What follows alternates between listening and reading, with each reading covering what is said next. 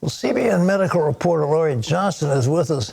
Lorie, can the police do anything to treat a medically impaired person, a mentally impaired person? Well, it's great that you brought that up. I'm glad you went straight there because the police are the ones who are being tasked with dealing with these people. That's who's taking care of our mentally ill. The police are being called out. No, they don't have any training. The police aren't social workers. They don't have any training with mentally ill people.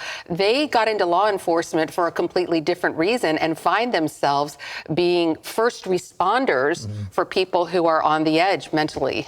Well, these people are overrunning the streets of places like San Francisco. It's just terrible. There are all kinds of diseases. They live on the streets. They use their bodily function out in the sidewalks, and their needles and infection. I mean, it's a horrible thing. Congress forced this, didn't it? It forced the people to let them out of jail. Right, it's true. Back when President Kennedy was president, his sister Rosemary had a lobotomy and was institutionalized. So he had a political reason, but a very personal reason for doing what he did. And in many cases, it was the right decision. There were a lot of awful things going on in the insane asylums.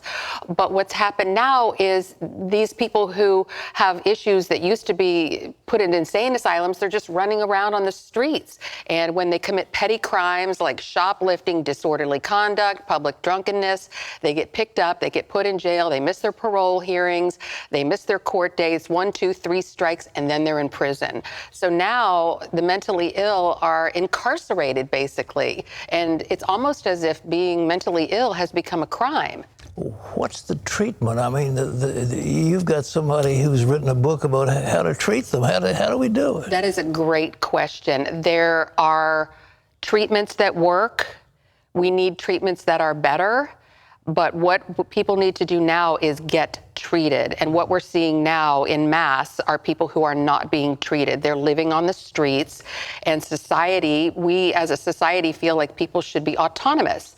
They should be able to decide for themselves whether or not they want to be treated. If you get cancer, it's up to you to decide whether or not you want to have chemotherapy. And so people are leaving people who have mental illness deciding for themselves whether they want to be treated. But one of the hallmarks of serious mental illness is they don't realize they're sick. And so as a society, we do need to intervene and help them.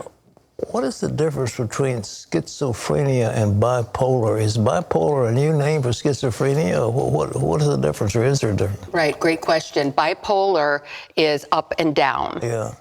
Mania, where you can't sleep and you have all these manic thoughts and you're running at 100 miles per hour and then you crash and you sleep for days and you go into a deep, deep depression. Schizophrenia is different, where you're often hearing voices, you're hearing commands, you're disconnected with reality. Sometimes when you're schizophrenic, you have manic episodes or psychotic episodes where you kind of go in and out of it. And, you know, this book right here, Bedlam, it's brand new, it's completely up to date, and this is a book that I recommend to everyone, especially the 1 in 5 families who have someone in their family with a serious mental illness. But then those people who don't have serious mental illness in their family, this is a great way to understand it, what these people are going through, because we all interact with them out on the streets and whatnot.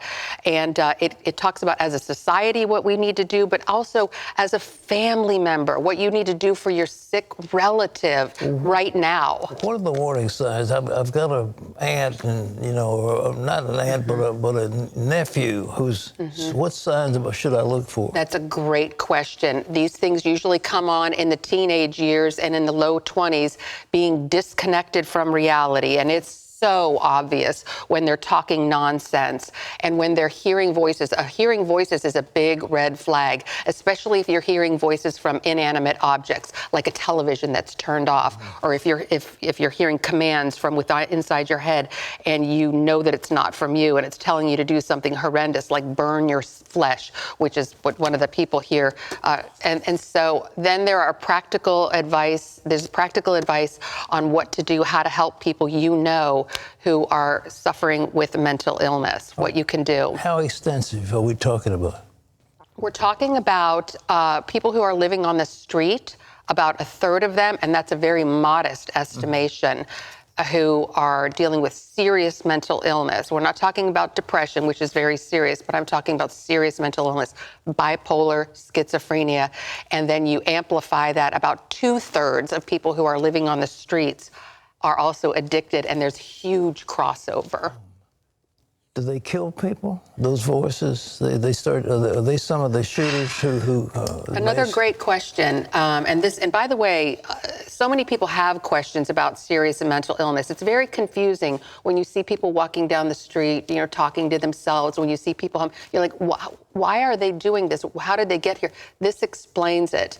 But it is. Sometimes people do hurt other people.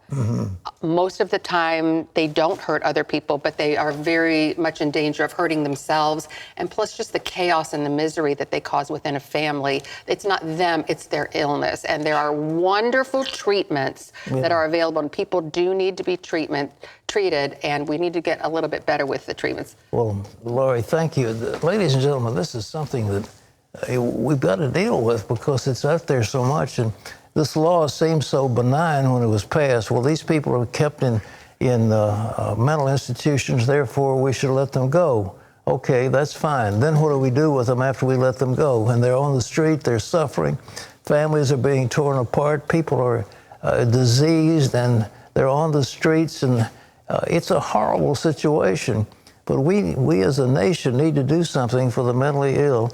And this book, when I think of the term Bedlam, it means chaos. And Bedlam was the place where these insane people were kept in England, and it was chaotic. And this is what the title, that's what Bedlam means. All right. And this is a very easy book to read. It's a real page turner and great information for everyone, especially if you have mental illness in your family. You always bring us cutting edge and wonderful things. God bless you. Thank you.